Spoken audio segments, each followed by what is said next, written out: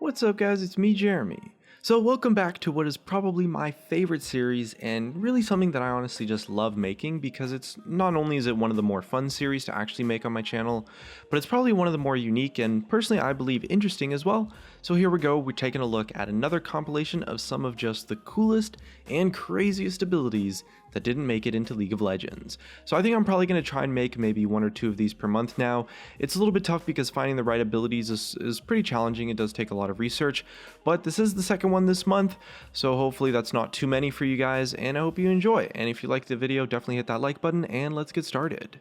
So first up, we're showing off an ability that was once tested out for Ao Shin and of course Aurelion Sol later on, which was Permanent Flight. So in his development, the idea was that it would either be maybe like a passive ability or like a toggle effect that would let him just glide around and essentially just ignore terrain completely at will. The problem was that going over walls is an incredibly powerful mechanic, and it was already so strong, and so having a character that can both ignore walls and also just see over them all the time is something that Riot described would be worth around 80% of the character's power budget. And if you don't know, the way they design champions is like, champions are only allowed to be so powerful, and as a result, certain amounts of power are placed in certain amounts of abilities, and as a result, he would have to fit the remaining 20% of his power budget in the rest of his abilities, which would have just been horrible, to be honest. We kind of got a lightweight version of this ability in Aurelion Sol's current E, but it takes a lot of preparation. It can only be used in one direction at a time. You can't go over the same wall over and over and over again, and it's heavily balanced around that. So Riot Rabid Llama actually said that some kind of pure support champion might actually be able to pull off this ability in a fair way. Maybe someone who's like a spotter champion who flies around the map to call things out for their team or something like that.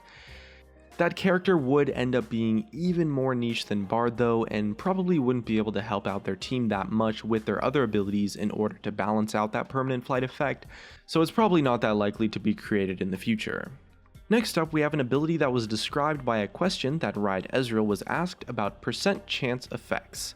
The idea was an ability that when you did a certain thing, you'd have a percent chance of triggering an ability. So for example, it was compared to something like Spirit Breaker's Bash in Dota.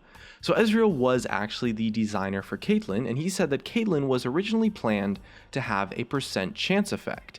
They ended up removing the percent chance effect because introducing RNG elements to the game is something they just didn't want to do, and as a result they replaced it with her passive that she has now, and Riot really wanted to use RNG effects as little as possible, to be honest, and you can definitely see that when they remove the dodge mechanic.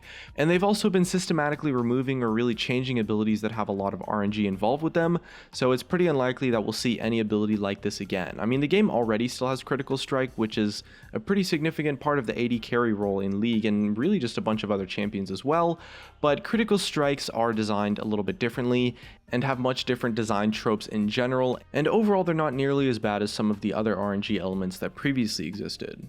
Next up, we have an ability that was originally planned for Veigar during his Season 4 rework, and we found out about this one from Smash Gizmo's Q&A a while back on stream, and it essentially worked by resetting Veigar's Meteor whenever he used them inside of an Event Horizon. So it kind of turned Event Horizon into like this super telegraph minigame where you had maybe a limited amount of space and his W cooldown was just super short, and if you were stuck inside of it, you had to just dodge everything like crazy. And this was back when the Event Horizon was being changed to have like a really long delay on the actual activation. And essentially the idea was that since Veigar is kind of like this cartoon villain sort of character, it actually fits in really well thematically, since cartoon villains are kind of the characters that like to make totally ridiculous things happen that are just super easy to dodge, but if you actually do get hit by it, it just totally wrecks you. Unfortunately though, because of the nature of the tight space and the delay on the Meteor, it just meant that it was good for only two things really: clearing minion waves where you just can't miss, and killing tanks as well, since the Meteors did tons of damage, and tanks have bigger hitboxes, so they're a lot easier to hit. But we all know how much Riot loves their minigames, but this one wasn't going to be viable to balance, so it ended up getting scrapped. Next up, we have an ability from Riot Ezreal that was considered on a character that never actually made it into League of Legends, but we found out about it when he was asked about Udyr, and why his Tiger Stance didn't proc on hit effects on every hit, and Ezreal replied saying that proccing multiple on-hit effects on one attack was really overpowered, and Udyr also had 2 attack speed steroids in his kit, and as a result, he just couldn't proc on hit effects. But they also tested a character that would proc on hit effects twice at the same time, pretty consistently, kind of like the old Devour effect, but on an ability really. And it turned out that if they did, well, they definitely wouldn't be able to give an attack speed buff alongside it, and regardless, it was just super overpowered to have an ability that could proc multiple on hit effects at the same time, or to proc on hit effects twice at once. And essentially that character that had that ability actually ended up getting scrapped. I'm not entirely sure which character it was, but I'm pretty confident that they didn't make it into the game, probably because of their balance issues. Next up, we have something that's a pretty cool idea for an ability, but with a little bit of a disappointing answer as to why it didn't actually make it into the game from Riot. So the idea was for a champion with an ability that would remove debuffs as a skill. So it kind of worked as like Quicksilver Sash or like maybe Mikhail's Crucible that you could target on an ally, but something that would remove all debuffs, not just, certain types of them.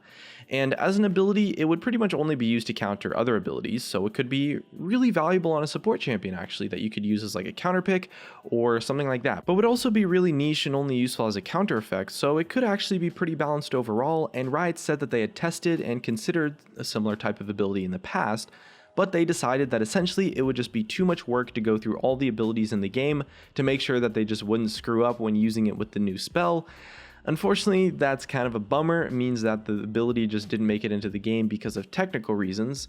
I mean, I guess technical reasons like that do have to be considered, but if the game wasn't made from fresh Italian spaghetti, then spells probably would be categorized in a way that wouldn't be that big of a deal.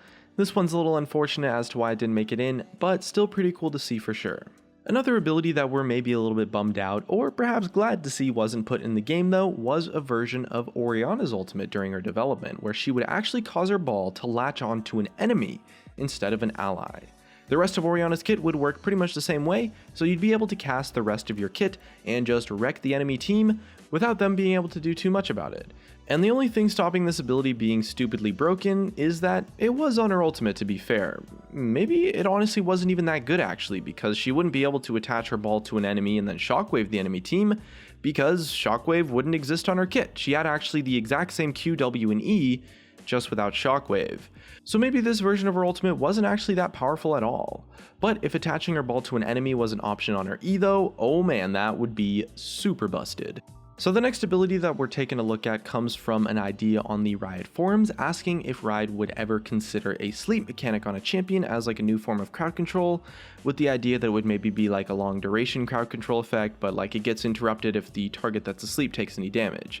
And Riot Ezreal responded to this, and he exclaimed that they actually had considered and tested a sleep version of an ability before, but they ended up deciding not to add it into the game because it actually kind of causes a lot of frustration in teams.